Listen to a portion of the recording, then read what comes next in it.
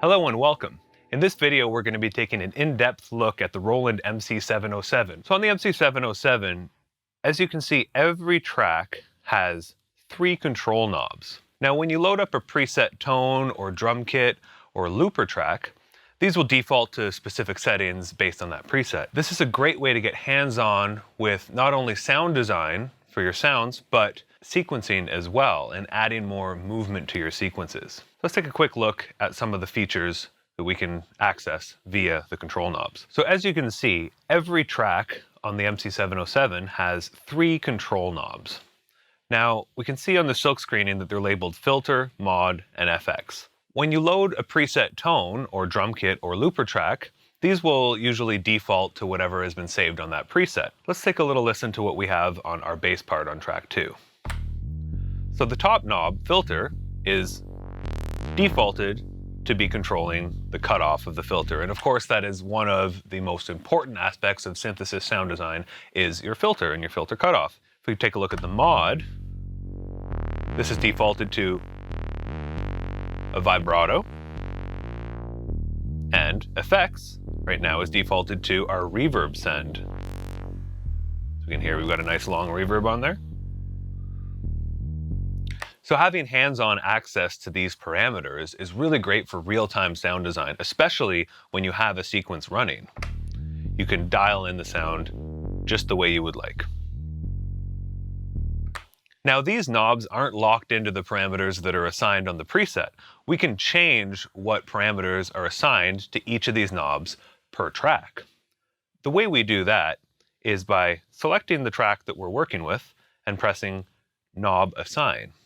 And as you can see on the screen, filter, mod, and effects listed on the left are referring to the filter, mod, and effects knobs here. And then we can change which parameter each of these is controlling. So for example, if I wanted to have my resonance of the filter on the mod knob, all I would have to do is use the encoder underneath mod and select resonance. Now I have hands-on control over both cutoff and resonance. Let's have a quick play.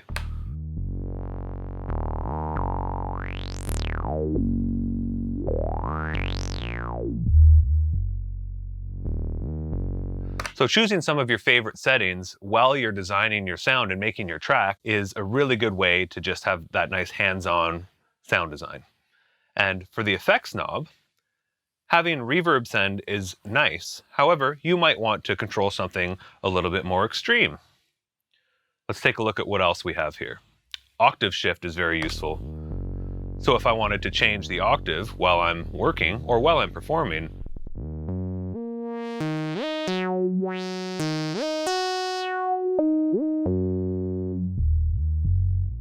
I can do that. When we're talking about MFX on this machine, they're so powerful and they're so dynamic that having control over the MFX on a track is really nice as well. What we notice is if we scroll to the very end, we have system control, but there is no option for MFX. That's because I don't have an MFX selected for this track yet. So let's take a look at our track settings and go over to the effect. So we can see the MFX is off. Now let's just try something like a phaser. Got that nice phaser movement going on. Now we can note when we go back to our knob assign and we go to the end past system control, we have some new parameters that we can assign. And these will change based on which MFX you have selected. So we have phaser rate and phaser color. Let's play with color on the effects knob. So now we have cutoff on the top, resonance on the second knob, and our phaser color on the third knob.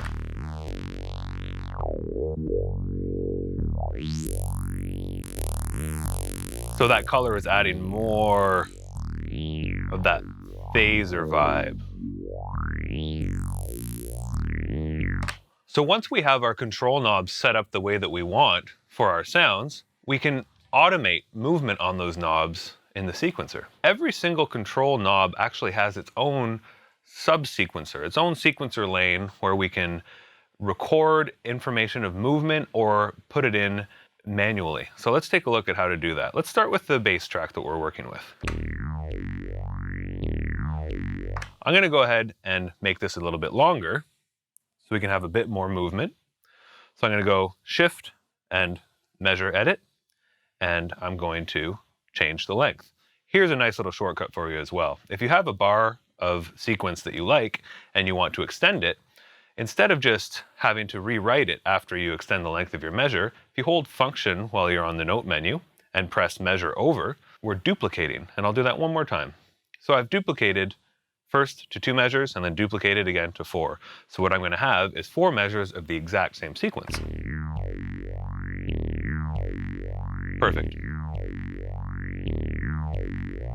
So once we have our control knobs assigned to the parameters that we'd like for our sounds, instead of just using them live for sound design and for creating the kind of vibe that we want, we're able to record movements from these knobs into the sequencer. Now, each of the knobs on each track essentially has its own sequencer lane that's a little bit behind the scenes from the normal note sequencer. Now, the easiest way to record into the sequencer our movements is to do them live with our hands while we have this button pressed. So under Motion, you see Record. Now let's press that so it's lit up, and I'm going to play with our bass sound that we have, and I've got a 4-bar measure. So I'd like to record 4 measures of movement. Let's go.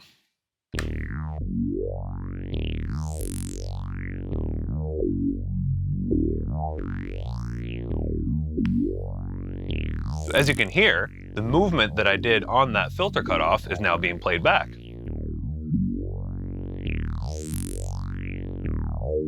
Great way to add a bunch of movement and different kind of vibes to a sound that you've already created. Now, if I want to edit this type of movement discretely on every step and kind of drill down, we're also able to do that simply by holding down any step and changing the value here. And as you can see on the screen, we're getting a readout of that individual step setting for each knob. Now, this is the exact same menu that we get to when we press Shift and any of our steps, as we covered in tone sequencing. And as you can see, along the top, we have the note menu, and then to the left, we have the motion menu. So each point at which we've recorded motion into the sequencer is discretely entered as a value on this page. And if we want to edit it, we can simply go to that step and change it. So a great way to use this per step motion recording is on effect sends. And as we know from earlier in the video, we can assign any of these knobs to be delay or reverb send to the master delay or reverb. Also, in the drum section, we covered how to omit certain drum pads from effect sends. So on my drum kit right now, I have it set up so that only this snare sound is going through the delay. Now, we're able to sequence and motion record this delay send just like we are with the cutoff on the bass part. But what I would like to do is simply choose just one of the drum hits on that snare to go to the delay. Now, I want to go to the very end of my 4-bar sequence and pick just this very last sequence note here. So if I hold down the step and turn up the effect send, we're going to have the effect of that only happening on that step. And we want to remember that any of our motion recording will hold over from the value that we have on previous steps. That is to say that if I want this send to only happen on that one step, I've got to make sure that I go back to the beginning of my bar and lock that value to 0 for the first step. And you'll also notice that I don't have any note. So this is another very powerful way to use motion recording, is that you can have different values for the knobs when there isn't even a new note being triggered. So let's take a listen to how that's going to sound. No delay. Very last step. Great, so just that very last snare is being sent to a dub kind of delay. Really powerful way to use per step motion recording. So there are a couple more ways to program and control the motion recording on the MC-707. We can use what's called the motion designer. And to get to the motion designer, let's pick a track. We're going to use this noise track here, and all we have is 4 measures of just consistent level of this noise sound. And we want to control the level, which you can see is assigned to the FX knob. So this control here. I want to automate this. And this is a great way to decide what you want to automate, is just by playing with your hands and then saying, oh, wouldn't that be neat if I could have that automated? So of course, one way to do that is what I just did, live recording, because I had recording on there. So let's just do a shortcut to delete the motion recording for that knob by holding down motion on and record at the same time and simply touching that knob. So we always want to remember to turn off the recording when we're fiddling around, otherwise we're going to be consistently recording into the sequencer. So what we want to be doing is automating this knob. So let's go to our menu for motion by holding Shift and any point on the sequencer. This is the same menu where we affect our notes, but let's move over to the motion menu and make sure that we're using the encoders to select which control knob we want to do motion recording on. And we can see that our function button is flashing, and remember, whenever that's flashing, we can press it to pull up another menu. And here we go. Here we see motion designer. What we want to do is select a type of shape, and really this is like an LFO shape, but it's going to be automatically drawn into that motion recording. So let's stick with the LFO saw, a rising sawtooth. We'll play with the length at 4, and the minimum and maximum value is really saying where on the knob are we starting and going to. So I want the full range, so I got 0 to 127. So this is our sound now. Now let's commit this by pressing Enter. Now let's take a listen. So we've essentially created a riser sound for the noise. Let's just have a little bit of a play with the length and see what happens when we do a length of 2.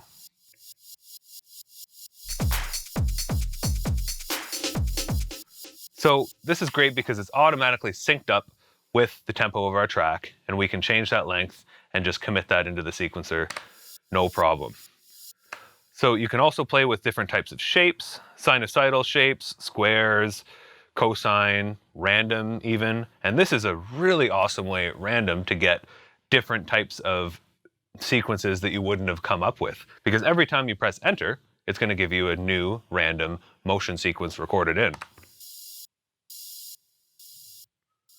So just a different level every time. And if I want to hear a different type of random sequence to commit, I just press Enter again, and it'll give me a different random sequence. So check that out. It's extremely powerful.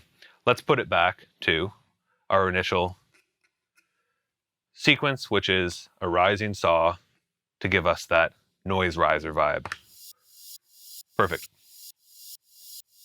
In addition to the motion designer, we have what we call the motion drawer, which is very, very cool. So if we cursor over to the next part of this menu, as you can see, this is only one of 2, we get motion drawer. And what you see here is a visual representation of the motion designer shape that we just created. So you can use the motion drawer to create new shapes from scratch, or you can edit motion that you already have. So let's take a look at some of the parameters on here. C1 and C2 encoders are simply just moving our position around for our viewing and zooming in and out. But C3 and C4 allow us to draw in motion by choosing where we want the motion to start and how high the value is going to be. There's a nice shortcut. If we hold clear and scroll with C3, we're deleting some motion. Now let's take a look at creating a little bit of a shape for ourselves by first picking one point, drawing a motion in by pressing Enter. So we put a value on the first step there. Now I'm going to move my encoder over, and I'm going to move the value down. You can see the line moving down there. So I've essentially set a start point and an end point. Let me press Enter, and you see I've drawn this shape in manually. So I'm going to keep going. I'm going to move over and up, Let's draw again, press enter, and then you're essentially interpolating between the step you were at before and then the next step to the value that you've chosen. And this is a great way to get really creative type shapes. Now let's take a listen to this. Great. So you can follow the shape and hear it in the level of the noise track. So just one more time, starting at 1, we're going to hear a descent, a rise, and then our riser is going to start.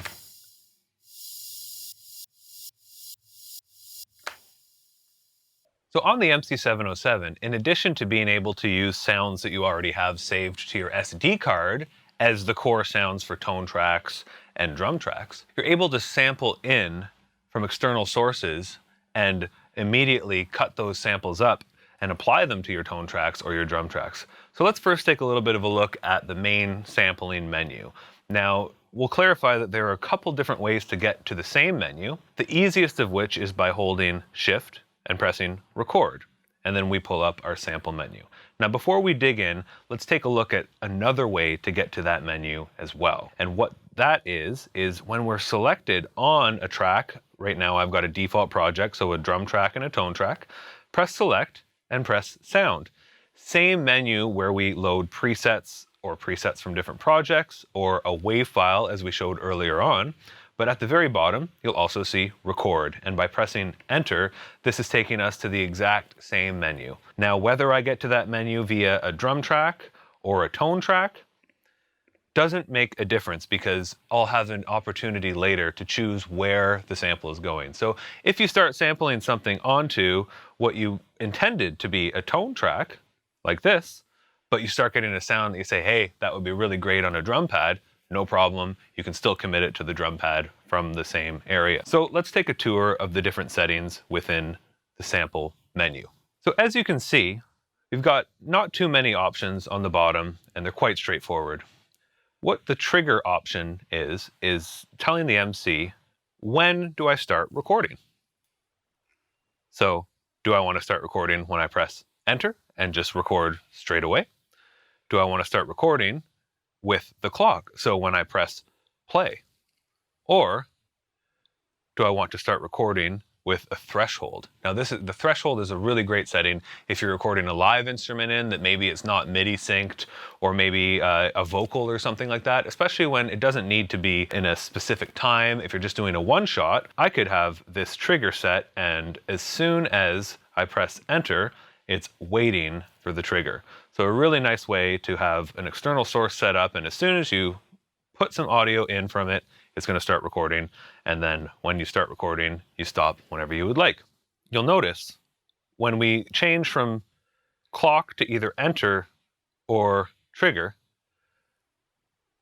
we lose our pre-count. Now, pre-count is just a very easy way to give a count in. So if I'm set to clock and pre-count, if I press enter to start recording, we're going to hear that we have a bar of pickup time before we start recording with the metronome.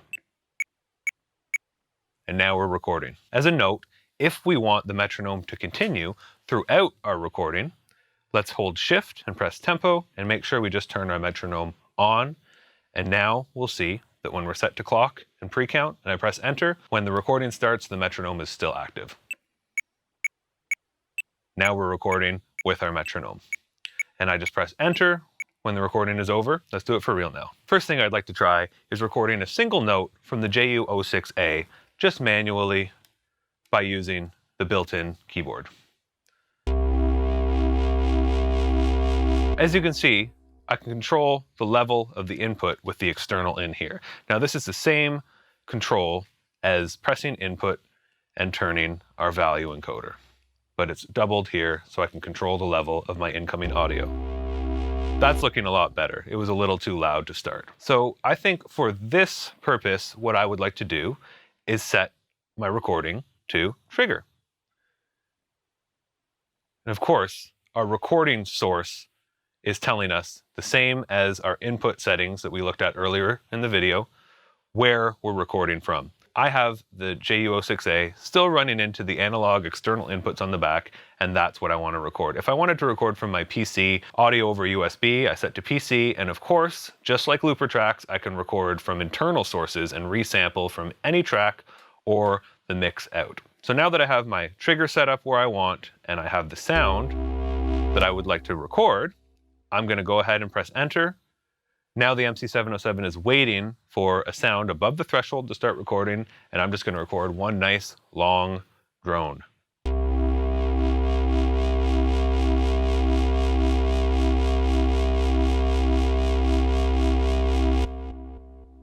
Make sure to catch the whole tail, and I'm going to press enter to finish recording. Now we're in this familiar menu. When we see our waveform layout, we can do our normalizing functions. We can chop start to end. I just want to keep this simple because I'm going to put this on a tone track, one nice long drone.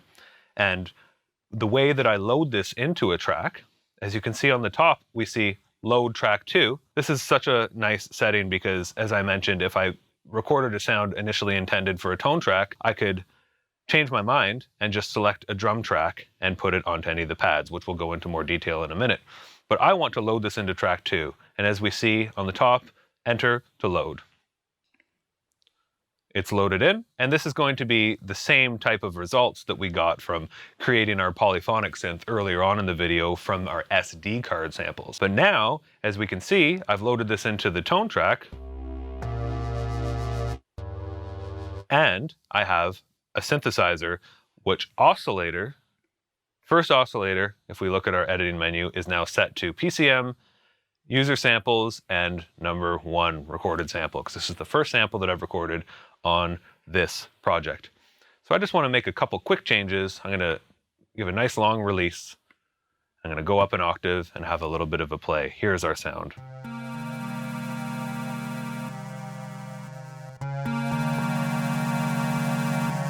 Maybe I'll add a little bit of attack. And I can have a nice long swelling sound. Easy as that to create a polyphonic synth from an external sample that you just recorded. Now let's take a look at recording a sample in time, and we'll go over more MIDI sequencing and syncing later on in the video. But I have the JU06A set up here now, and what I'd like to do is set up a preset patch and a preset sequence. And I've got this synced up to the MC-707. Now I have my input level turned up to where I want it. And if I press play, let's turn off our metronome. I've got this nice percussive kind of funky sound on. And this isn't as loud as the previous sound that I recorded. So I'm going to go ahead, press input, turn up my level a little bit.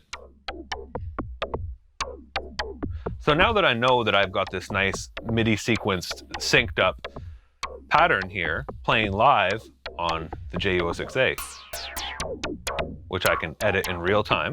So I've just opened up the sampling menu again, and I've done it by pressing Shift and Record. And just one more time, it really doesn't matter how you get to this menu, whether it's through the track sound settings or through Shift and Record. It's all the same because you can choose where you're putting your sample afterwards. So I've got it set up now, more appropriate for this type of sampling. Since the JU06A is a machine, I don't need to give it a pre-count. I've got this trigger set to clock, so the sampling will start as soon as I start the sequencer. So what I want to do is press enter to arm it to record. I've got my JU06A ready to go, and I'm going to press play, and we'll start sampling a few measures, and I'll manually change the sound just to give us more material to sample.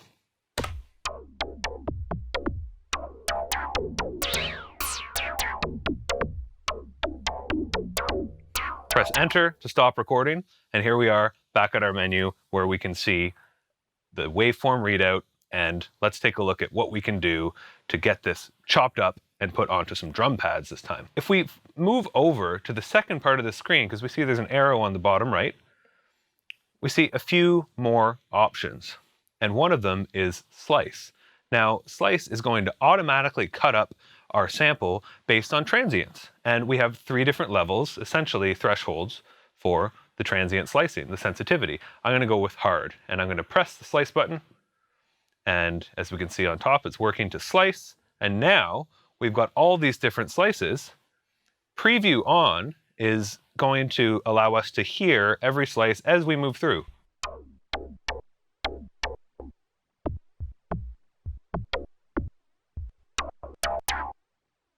And when I have a slice selected, it's going to treat that as an individual sample. So I'm on a drum pad right now, and slicing to a drum track is as easy as this.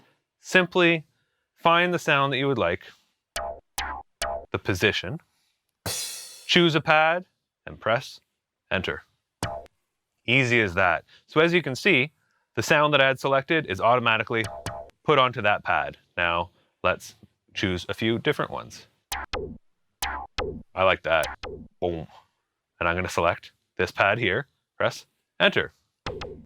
Nice. Let's keep going and select a couple more from our loop here. Ooh, that's cool. Put that there. One more. This little short one here will do for this pad. So now, as we can hear, we've got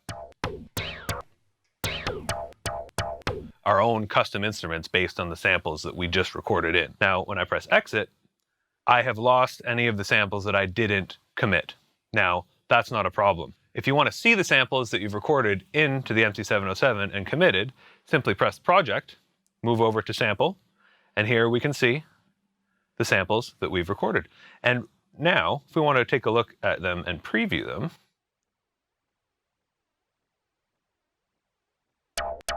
by pressing Enter, we can hear the samples that we've chopped up and committed, including the tone sample that we did before. So for organization, if we want, we can go down to rename and rename any of these to JU, hit 1, hit 2, however you want to do this. But now that we have these sounds on our drum kit, we can treat them the same as internal samples and sounds by going to our settings and repitching things like this. And we can, of course, sequence them. So let's do a quick little sequence with some of these samples. So we've got a 4/4 kick. Now let's sequence some of the sounds that we put in there.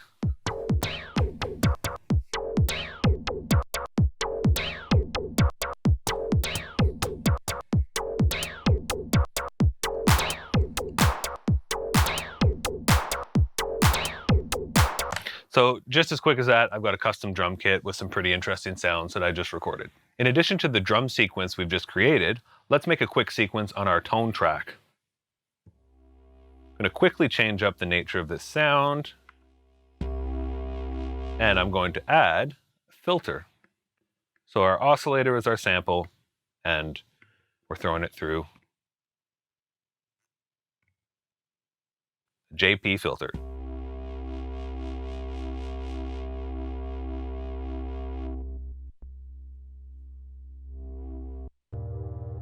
All right, now let's sequence.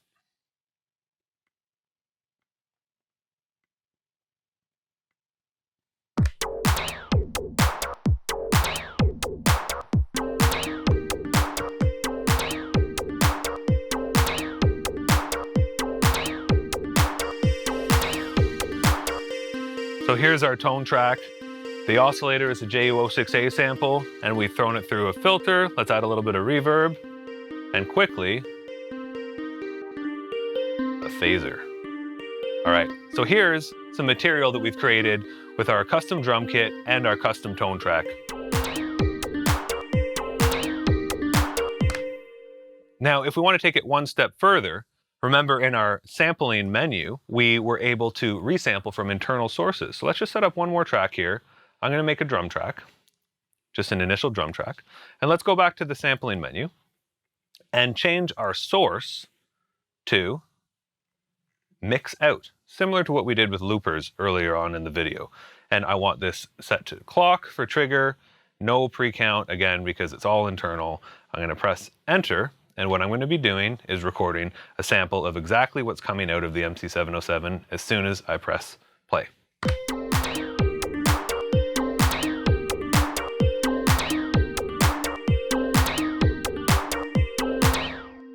Now, if we take a listen to this sample by pressing function for preview,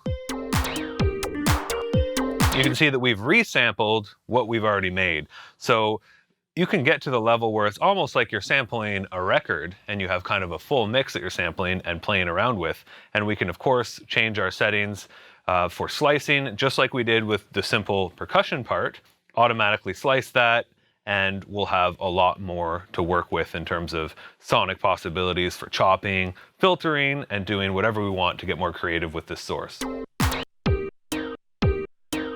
Right? So some pretty cool sounds in there for one-shot samples. And you can, of course, throw those onto a drum track and have a lot of fun. For those who have used previous IRA products, you'll be familiar with the scatter function that we've had. On the MC-707, we've greatly expanded the scatter engine and opened it up to allow users to customize the effects to an incredibly deep degree. To get to the scatter menu, what we want to do is use pad mode and hold Shift and press scatter. Now, in just a minute, we'll go over some of the deeper settings within the scatter edit menu. However, at any point when you're playing a track or a groove or a loop, this scatter button down here is able to toggle that scatter effect. Let's take a listen.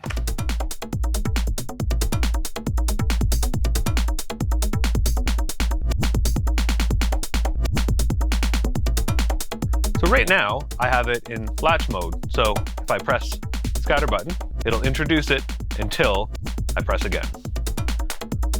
Now let's press Shift and take a look at this menu again. If I cursor up to this position here, you see mode.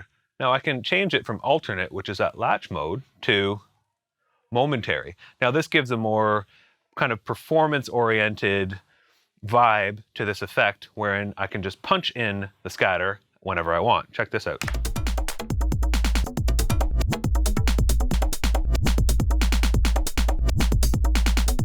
So only when I'm holding the scatter is the effect applied. To get a little bit deeper into the new settings on the MC-707, what you'll notice is when we change our pad mode to scatter, all 16 pads light up different colors. Each pad holds a completely different scatter setting.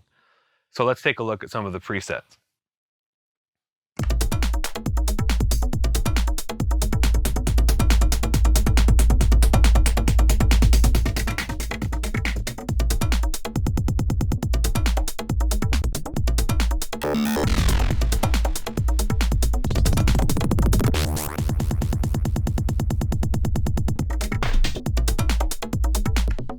So as you can hear, a huge array of different types of effects, all organized on the 16 pads.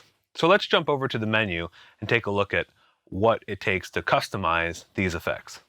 So very similar to the drum pads, in this edit menu, we can select any one of the 16 pads and change the settings on the bottom of the screen. Now, also similar to previous menus we've looked at in the MC-707, this menu is the basic editing menu where we can change grain settings, hold settings, retrigger numbers, sending these pads to effects as well, pitch glide, and we can change the color as well.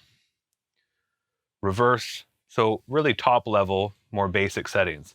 However, if you press enter while selected on one of the pads, you enter into the more advanced settings for scatter. So each pad can have different reverse settings, retrigger settings, pitch settings, panning, effect sends, envelope time for the amplitude, and grain settings. So let's just have a quick play with some of these. I've selected pad number 9, which is down here. Now, let me press play, and I'll change some of the settings in real time. So this one is, by default, more of a beat repeat. Let's turn reverse on. Same type of effect, except reversed. Let's move down the line. Retriggering.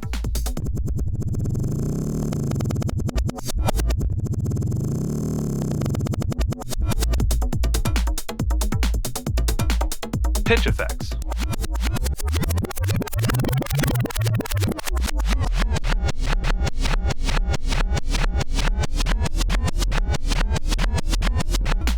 So you see, we can even do a pitch glide.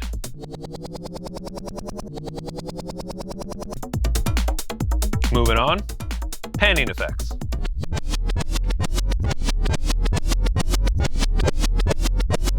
So we can make the effect pan from left to right. We've also got level glide, effect sends, which we'll look at in just a moment, amplitude envelope,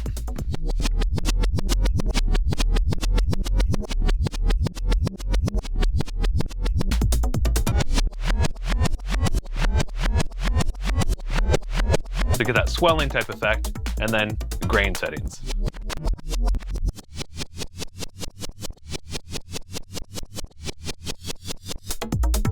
So as you can imagine, so many combinations are possible with all these more advanced settings. Now let's take a quick moment just to look at the MFX. Now, the scatter engine has its own 2 MFX, and just like tone effects, drum effects, master effects, we're pulling from the same list of 90 available effects. And for each pad, as we saw briefly in the settings, we can send the audio through those effects or not, greatly expanding the sonic possibilities of the scatter section. Incorporating external pieces of equipment with the MC-707 is definitely something to check out. Now in this video we've already seen how to sample and how to use looper tracks, but let's just take a look at our input menu one more time. By holding Shift and pressing Input, we can, as we have before, set up our recording sources and how long our looper tracks are going to be recording for, but let's shift over to the right with the cursor to the Send menu. So we see we have a Send menu and a Return menu. What we're able to do here is engage the 2 1/4-inch pairs on the back of the MC-707, which are for send and return signals. And here we can set the position, which is which audio source is being sent out of the send jacks and which track that's coming back on through the return jacks. And those are, as a matter of fact, shared. And we can change that to mono or stereo. That's a great way to incorporate even more external gear with the MC-707, like effects pedals, distortions, that kind of stuff. And we can do fun things like resampling or just having one of our tracks being processed in real time. When you want to hear something that's plugged into the external input of the 707, hear it in real time, let's make sure that we turn up our input volume just the same way we did with sampling and with looping. So we'll press Input and turn up our external in volume. So right now, I've got the JU06A going into the external input of the MC-707. So this is a great way to simply have the audio from the JU06A running alongside the audio from the MC-707 going straight to the master output. But what if we want to take it one step further? We've implemented a mode on the 707 tracks that is able to take external inputs through any of the input jacks on the back. So that's external input left, right, and the return jacks left, right. And we can assign those to a track. And in that track, we can apply effects and sends to the master effects. So let's take a look at that. If I want to set up a track here, let me just put a tone track, and we'll call this a dummy track, and you'll see why in a sec. So I have the tone track set up here. Nothing is on it. Right now it's a blank tone. However, when I go into my track settings, which is Shift and Select, what we see at the bottom of the General menu is whether or not we want to use the audio insert function. So let's check this out. I'm going to first go ahead and turn down my external input, and I'm going to change the audio insert to external in left right. So we have the same result. However, now everything played on the JU06A is coming through track 5 with volume control. Not only volume control, but effects are possible now. So if I want to go increase my reverb send, now I've got the JU06A running through the master send for the reverb. Can do the same thing for the delay as well. But even further, if I go into my editing for my tone track, and you'll notice the tone track itself is now muted. That's why we call it a dummy track. It's just there to host the incoming audio. However, in our settings, our tone edit, if I go turn on an effect, let's play with something like a chorus.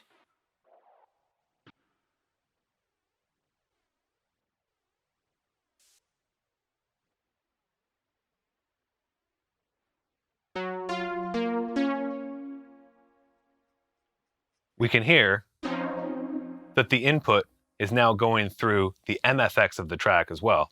Let's try a different effect.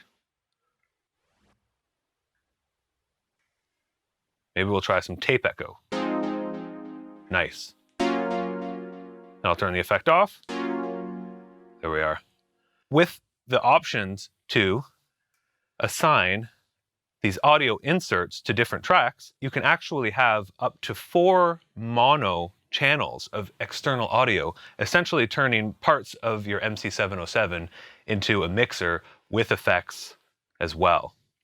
Just to show you, we can select external in left only, which will be mono, external in right, and then return in left, right, or left or right. So really you can have 2 stereo pairs of external coming in on just 2 tracks, or you could have any mixture of mono and stereo from multiple pieces of equipment. Finally, one more thing that you're going to notice in the track menu for the MC-707 is output select. Now this is simply which of the 2 available outputs is this track's audio going out to.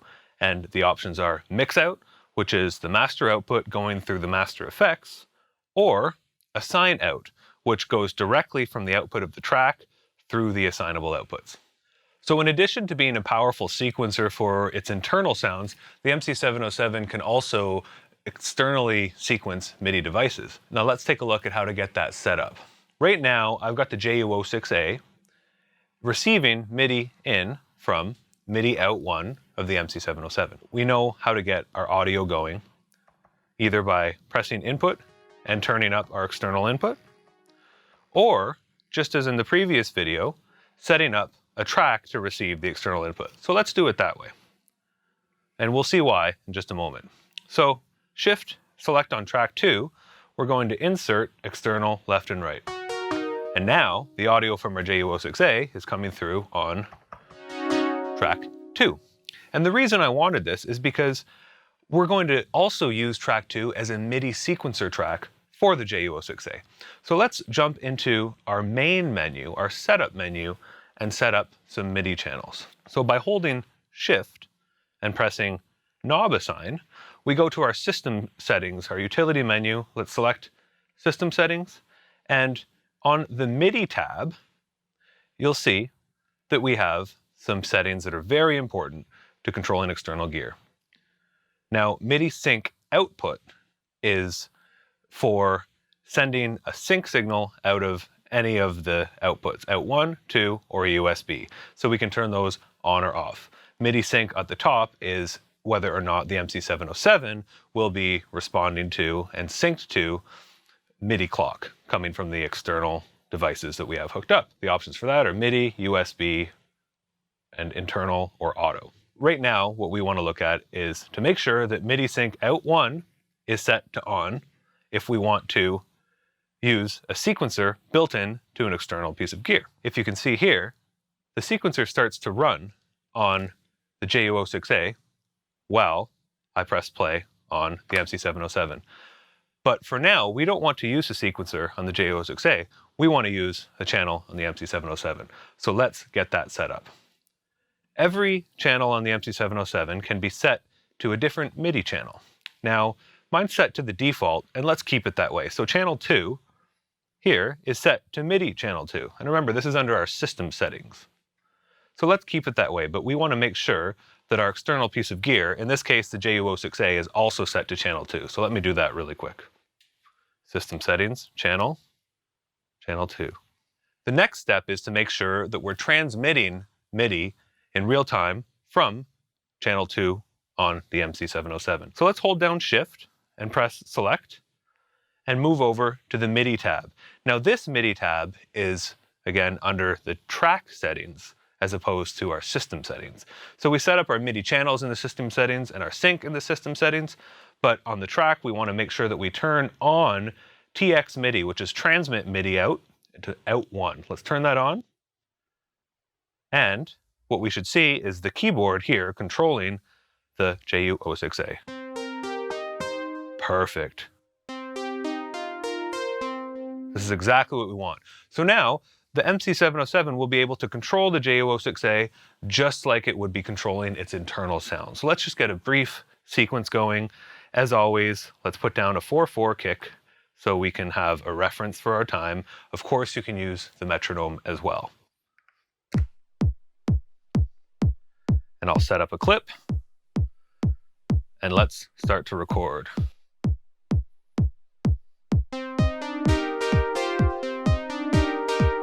As simple as that. So now, the MC-707 is sequencing the JU06A. And I can do my sound settings over here. And we can combine all of the techniques that we learned about sampling and looping earlier on in the video with this type of MIDI control. So in addition to customizing the control knobs for internal use on the MC-707, we can also customize them for use with external MIDI devices, as they can transmit MIDI CC. So let's take a quick look at how to customize that. By holding Shift and going to our track settings again, track select. Near the bottom of our MIDI tab, we'll find three options: transmit filter CC number, mod CC number, and effects CC number. And as you can see on the right side, we can change what CC values are being sent from those knobs to line up with the parameters on your external device that you want to control. And remember, these can all be motion recorded. So the motion recording is such a powerful tool for the internal sounds on the MC-707, but it's not limited to that. You can also motion record external CC parameters on your MIDI synthesizers. So now let's take a look at using external MIDI devices to control the MC-707's internal sounds. Now there are a lot of options for this, but what we're going to focus on is controlling different tracks with an external keyboard. I've got the JU06A still, but this time I've got the MIDI out from the JU06A going into the MIDI in of the MC-707. So essentially I'm going to be using this MIDI keyboard to control different tracks. Now let's take a look at some different setups that we can use for this. So as we saw previously, when we go to Shift, Knob Assign into our settings, in our MIDI menu, we can change and customize the MIDI channel for each of the tracks on the MC-707. Let's leave it as is, corresponding just to 1, 2, 3, 4, 5, 6, 7, 8 to keep things simple. What this means is that whenever I have a MIDI keyboard transmitting on one of those specific channels, it will be controlling that channel only. So let's just take a look on the 707 first at which sounds we have. Channel 1 is a drum kit. Channel 2 is a bass. Channel 3 is an EP. Channel 4 is a lead. Now, let's go over to the JU06A and see what happens when we play keyboard input over MIDI on different channels. So channel 1, drum kit. If I change this to channel 2, bass, and so on and so forth. Channel 3, channel 4. So this is a great way to use the external MIDI keyboard to either play over top of what we have going on in our clips already on the MC-707, or to record into the sequencer. Because if you've got some moves on the keyboard, maybe you want to flex them on some black and white keys and then input that into the sequencer as opposed to playing them on the pads. There's a really great mode that we've added to the MC-707 that allows this to be much easier, wherein you don't need to continuously change the MIDI channel on your external keyboard. Let's take a look at that mode. We call it auto channel. So if we press Shift and Knob Assign, going right back to our system settings, MIDI tab, and if we move down and find MIDI receive auto channel, as soon as we change this value to anything but off, what we're doing is we're selecting one MIDI channel that every 707 track can receive when we have that track selected. So let's take a look at how that works. I'm going to leave the JU06A on channel 1. And remember, this is just a MIDI keyboard right now. No sounds coming from the keyboard itself. So this is on channel 1, and I've put MIDI receive for auto channel on channel 1. Now watch what happens when I select through different tracks. We're playing the drum kit. Now regardless of the fact that channel 2 is set on MIDI channel 2, this simple keyboard only set on one channel is able to control any of the tracks here simply by moving through them with the select button. And this allows us to create a lot quicker, not having to change settings on the fly. So I've already got a drum beat on track 1. So I'm going to start with track 2, and I'm going to arm to record and start playing in on the keyboard.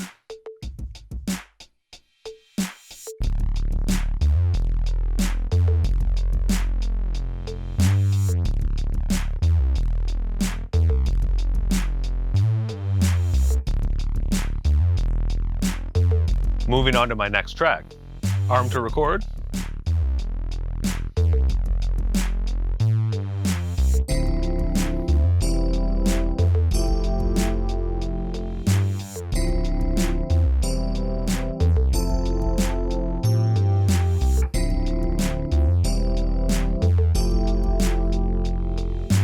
Now on this last track, I can feel free to just jam until I feel something I like.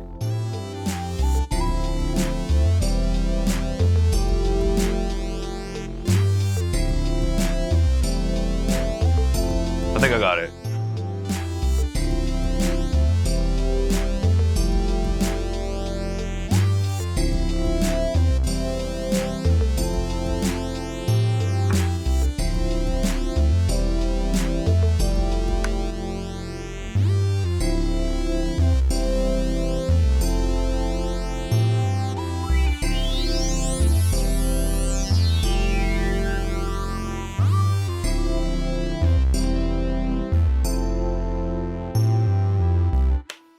There you have it. Really quick way to start laying down tracks one at a time without having to change any settings in between. Thanks for watching. If you're interested in learning more about the MC-707 and other Roland products, make sure you subscribe to this YouTube channel.